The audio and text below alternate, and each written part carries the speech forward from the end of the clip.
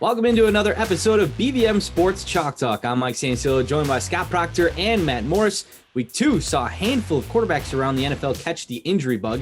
Of note, Houston's Tyrod Taylor has been placed on IR with a hamstring injury that will keep him sidelined through at least Week 5. Chicago's Andy Dalton is unlikely to start Week 3 with a knee injury. Indianapolis's Carson Wentz is questionable to play this week with sprains in both ankles. And Miami's Tua Tagovailoa will miss the Dolphins' next game with fractured ribs. Scott, which Week 2 QB injury do you view as the most impactful?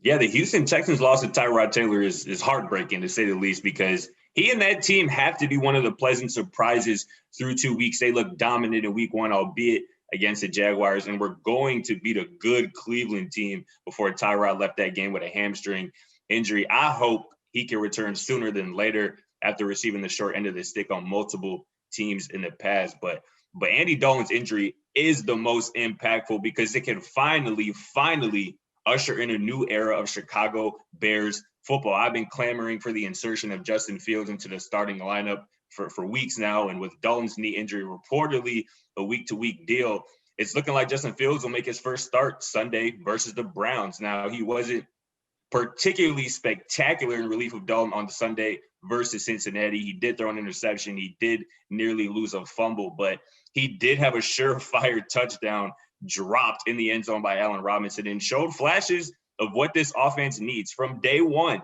Justin Fields will be a top 3-ish quarterback in terms of his ability to run the football alongside Lamar Jackson, Kyler Murray, Jalen Hurts, which should help this offensive line a little bit and bring more explosive plays. It's clear that Justin Fields has the support of that locker room.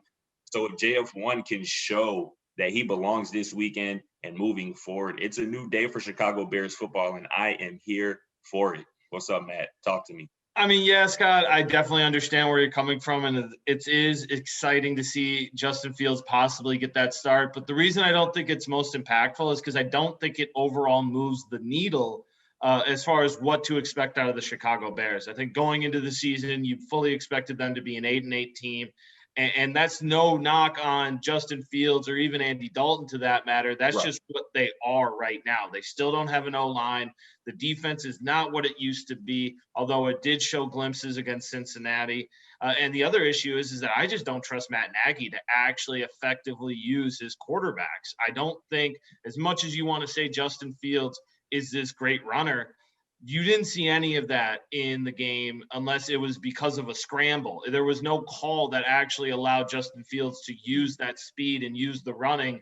And I don't think that's all going to be a problem. I mean, Justin Fields still had 10 rushing attempts, which was the third most of any quarterback in Week 2, and he only played about half of the snaps. So I think, part of the game plan moving forward, not even part of the game plan, but now with Justin Fields probably starting, part of the Bears' offensive identity is calling drop back passes and knowing that it's a possibility that JF1 can get out of the pocket and make plays with his legs. But go ahead. I don't doubt that at all, but I don't think they're going to actually set it up so that he can do that actively. And the reason why is because I don't know if you remember, but there was a moment in time where you, as a Bears fan and somebody from the Chicago area, were going to jump ship and leave that Bears fandom. And in part, It was because of a quarterback, Mitch Trubisky, and also the way that the Bears used Mitch Trubisky, who is a clear, better runner of the football and better on his feet and moving, and they tried to make him into a pocket passer. I think Matt Nagy is going to try and do the same thing because that's a bit misleading, Matt. I mean, the biggest issue there was Mitch Trubisky isn't very good. He's a backup quarterback. He's sitting behind Josh Allen, a $500 million man, whatever his contract was. And Mitch Trubisky isn't expected to take a snap for. Mitch Trubisky went 12-4 in his first season before falling apart. And then also, absolutely, he was winning when they tried to send Nick Foles in to do exactly what they thought they wanted to make Mitch Trubisky do as far as being a pocket passer. It didn't work out. I don't think Mitch Trubisky's failures are simply because of his skill level. It's because they didn't use him correctly, and that's what I'm worried about with the Bears.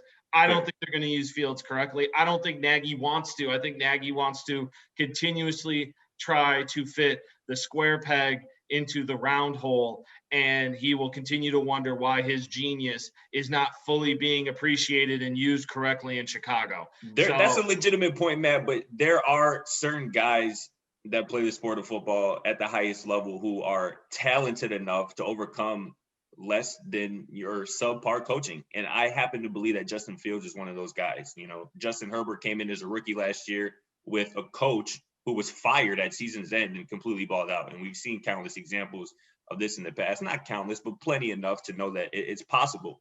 And again, I just happen to think Justin Fields is a type of talent that, albeit maybe with subpar coaching, and I think, honestly, I think the jury is out on Matt Nagy as a head coach still.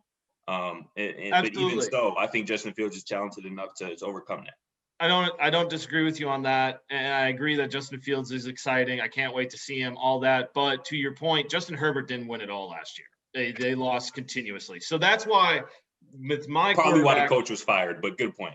Exactly. So the Bears to me still aren't going to do anything. But I do think that the Indianapolis Colts were set up to do something, especially after making the playoffs last year, having a great defense, great offensive weapons, and the injury to Wentz. They put all their eggs in one basket, and that basket sprained both his ankles last week. I don't know how you do that. So and now you have Jacob Eason coming in, costing you the game last week, which was a very winnable game.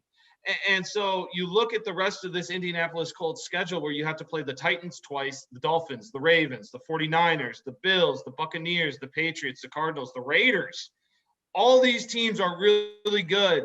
And the other thing that they are good at is getting to the quarterback. And if Carson Wentz is going to be injury prone, and that offensive line is not going to be able to protect him. They're already averaging 3 sacks a game in their first 2 games against Seattle and against the Rams.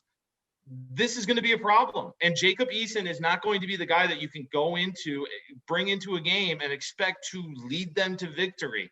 I think that this is why the Wentz issue and the saga is going to be very interesting continuing on through this season. And if I'm the Indianapolis Colts, I'm taking a real hard look at myself and starting to think about what other quarterback options there are and who could I possibly bring in, because I don't know if Carson Wentz is going to be in the game or going to be able to play a full game anytime that he actually gets under center.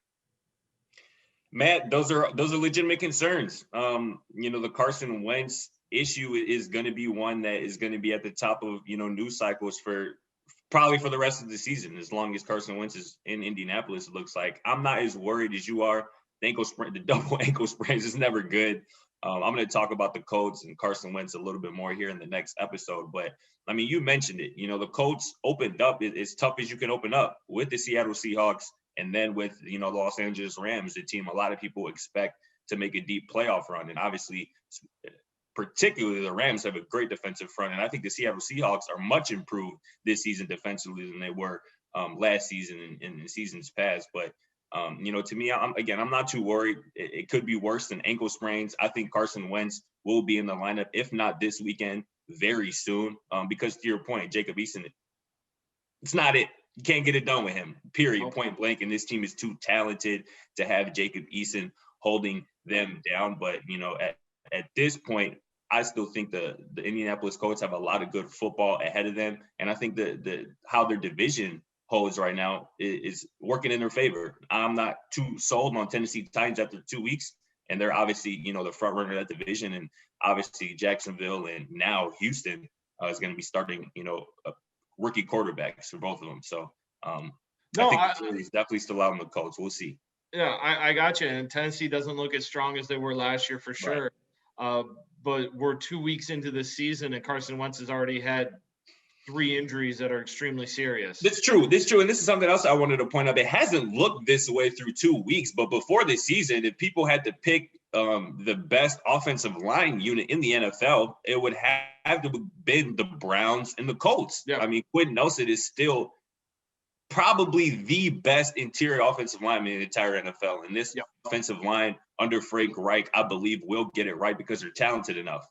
So I think, these three sacks a game through 2 weeks, I don't think that's going to continue. And, as Carson Wentz gets more comfortable with this lineup, I think it'll just bode well. And again, that defensive side of the ball for Indianapolis is still good. They have yet to give up 30 points in a game this season after facing two explosive offenses in the Seahawks and the Rams. So I think there's more good than bad going on in Indianapolis right now, even though they're sitting, at 0-2. Scott, I gotta say, I'm surprised you didn't go with your guy Tua and the Dolphins here. Jacoby Brissett has already spent time in the league as a starter with the Colts. And if Tua misses more than just a week, Miami could be in some serious trouble. Yeah, I was very tempted to kind of dive into that, but with Justin Fields perhaps making his first start, I was much more inclined to talk about him. But it's a tough situation in Miami right now. The Dolphins got embarrassed by the Buffalo Bills, who apparently have the Dolphins number. I believe the Bills have won 6 straight now against the Miami Dolphins. And Tua was just getting beat up. Obviously, he left the game with an injury. He's injured now. He's out for week 3. But that offensive line, specifically that right side of the offensive line, was just getting beat like a drum. And that's just not a good sign moving forward. And Jacoby Brissett didn't look great. He threw a very inexcusable interception, and he was not protected very well at all either after Tua's exit. So a lot of questions in Miami, a lot of more questions than answers. Anytime you make the Bills look like a running team and you're known for your defense, it's a bad situation. Bad. There's a lot more issues in Miami than just Tua. This is a team that went 10-6 here between Fitzpatrick and Tua. They should be able to at least be reasonable with Jacoby Brissett, who's shown to be a somewhat decent quarterback. He wasn't terrible with the Colts. They just missed the playoffs. This should be interesting what goes on in Miami. Yeah. Before we part, Matt, what do you see? Do the Bears have to utilize Justin Fields the same way the Ravens utilize Lamar Jackson in order for that offense to have success? Is that how you think that you have to at least create the idea within a defense that this is a guy that you could see get called specifically for runs and make them play honest. Because one of the things that's so great about a Lamar Jackson, about a Kyler Murray, a Jalen Hurts, and even to that level, sometimes just a quarterback who's mobile, is you have to at least have somebody spying the quarterback and making sure that they aren't able to scramble for 10 plus yards. And that then opens up the secondary, and it helps your pass blocking. It also helps your wide receivers get open. And so with somebody who's actively fast, Justin Fields is an impressive runner. If you just every once in a while call a play, or even do like a bootleg. I didn't even see them do that much. If you do something like that, it makes the defense have to be prepared for it. And then you can start getting into those pocket passing situations that Matt Nagy seems to love. And the thing is that Matt Nagy was successful in Kansas City with Alex Smith, and I think he's been trying to recreate that over the last 4 years in Chicago. And the closest he's ever gotten to was Nick Foles and maybe a little bit with Dalton. But his other quarterbacks, Mitch Trubisky and Justin Fields, are not Alex Smith. They are something completely different, and he needs to be aware of that. And Mike, you mentioned Lamar Jackson. I would look, if I'm Matt Nagy, I would look no further than what the Philadelphia Eagles and Nick Sirianni are doing with Jalen Hurts so far through 2 weeks. I mean, this is a superb athlete who can obviously throw the ball down the field when he's protected, when he has weapons to share the ball with. And I see, that in Justin Fields, if not more so. You include some zone read, some RPO, and obviously, Justin Fields' ability to get outside the pocket and extend plays is going to force defenses to play more zone than man coverage. And with the Chicago Bears receiving core, not great, man wide receivers, Allen Robinson is the best that they have, but I wouldn't even consider him a top 12 or so receiver. It'd be preferable if you can get defenses to line up in zone coverage, have your receivers get into those voids in the zone, and that'll ultimately help Justin Fields and the offense as a whole. So if I'm Nagy, I would look at what Sirianni, who has taken a lot of flack in the offseason. I wasn't too sure about Nick Sirianni, especially after his initial press conference, but he's done a good job, I believe, in Philadelphia early. So that's where I would look at in terms of what Justin Fields could bring to this offense in Chicago. It'll definitely be interesting to see how much these injuries impact these teams, what happens in the short term, and if there's anything worse with what we currently know and extends throughout the rest of the regular season, how the teams will respond with backup situations. But that will wrap up our time here on Chalk Talk. For Scott Procter and Matt Morris, I'm Mike Cianciolo. Thanks for watching. Catch you again soon.